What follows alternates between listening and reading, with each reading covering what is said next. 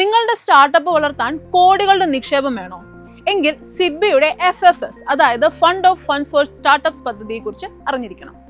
ഇതൊരു direct loan പരിപാടിയല്ല, പകരം സിഡ്ബി വലിയ വെഞ്ചർ ക്യാപിറ്റൽ ഫണ്ടുകൾക്ക് പണം നൽകുന്നവയാണ്.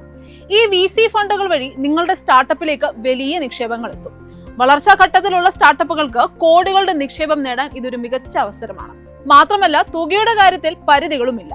നിങ്ങളുടെ ബിസിനസ് പ്ലാൻ അനുസരിച്ച് വൻ തുക ഇൻവെസ്റ്റ്മെന്റായി ലഭിക്കുകയും ചെയ്യും. ഇനി FFSനായി വേണ്ട യോഗ്യതകൾ എന്തൊക്കെയെന്ന് നോക്കാം.